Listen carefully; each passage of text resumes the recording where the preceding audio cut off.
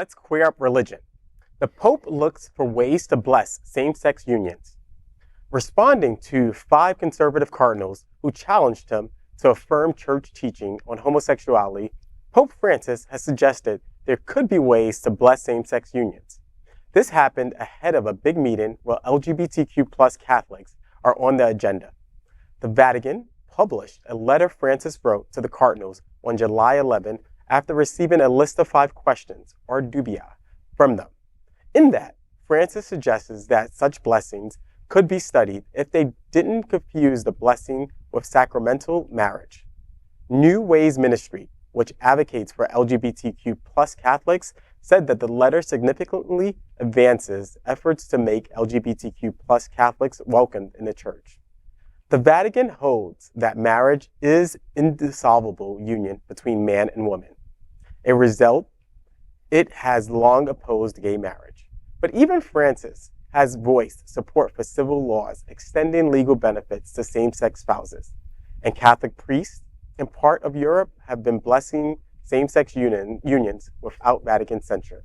The 5 cardinals who have challenged Francis's inclusive approach belong to conservative prelates from Europe, Asia, Africa, and America. They have asked Francis to simply respond to these 5 questions with a yes or no. I think the story is very interesting. I think Pope Francis, definitely a transformational pope, gets it, right? He gets that one, it's going to take time to eventually get the church to eventually bless same-sex marriages. But I think he's on the verge. He's in some ways endorsed it, same-sex unions, same-sex marriages. I think that the pressure that these 5 conservatives are pushing him towards is not positive for the church, right? The church is going to end up in a place where nobody's going to be in the pews, right? If we continue to outcast individuals in our community. But I think the Pope knows that the church has to evolve. If the church is to survive, it has to evolve. And he's fundamentally taken up this science of muddling through where he's not there yet. He knows that our society is not there completely yet, but he slowly has made gestures towards embracing our community. And I think that's the right approach. We can't push it on people. We have to slowly get them to there. And that's what he's doing. What does evolve mean, though, I hear you. Okay, I'll keep my comment short. But what does evolve mean when you're looking at an organization through the lens of 2,000 years of history? And it has prided itself on moving at glacially slow paces. And I wonder, is this a step forward, or is it separate but equal? It might be a little bit of both, and we might have to accept what we can get and hope that the Pope can appoint lots of cardinals going forward. That plane. Yeah. If it was separate but equal as a transition in the Catholic Church, especially coming from the Vatican, would we be satisfied as an interim step? Is it all or nothing, or are we satisfied with that step? I'm not satisfied with that step. We went through it before.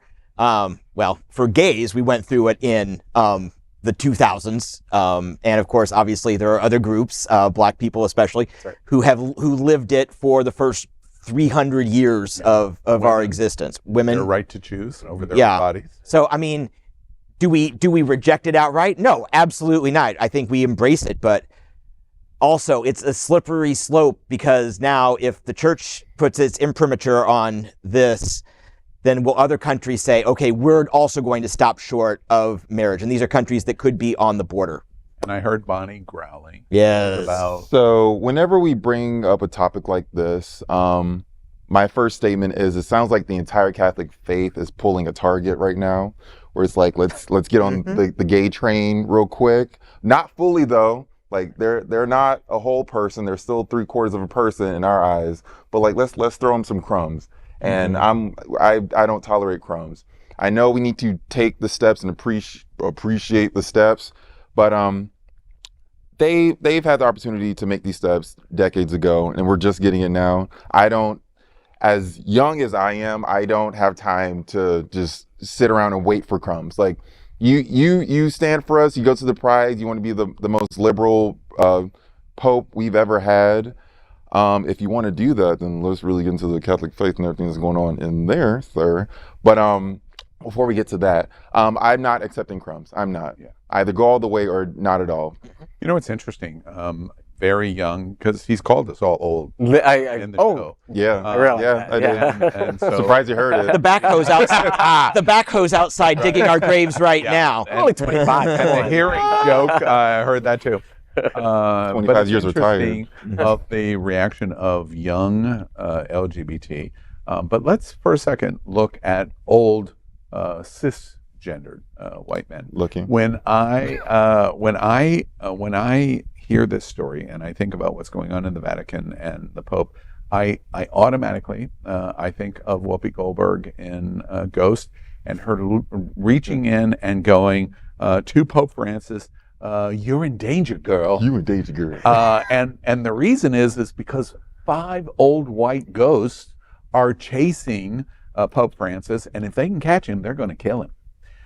These 5 old retired cardinals that have nothing better but to screw up the entire world because they have no relevance left. They're ghosts. They're dead in the Catholic Church, except they happen to be cardinals. And as a result, they're going to hold on with their fingertips no matter what. You're hearing young reaction, because your reaction is not a gay reaction, it's a young reaction. Young Catholics feel the exact same way that are straight about the reaction on gay and women. And this is a reaction of what I jokingly say is the Catholic Illuminati. And these 5 priests are part of that secret society to hold the world back. You can't do it. Governor DeSantis, you can't, oh wait, I'm sorry, made a mistake. You can't do it. But the Pope is in danger, girl, because the reason why he's having trouble responding in the way he has is because he doesn't want to be killed. And doesn't want to be killed by the old ghosts that want to kill him, for sure.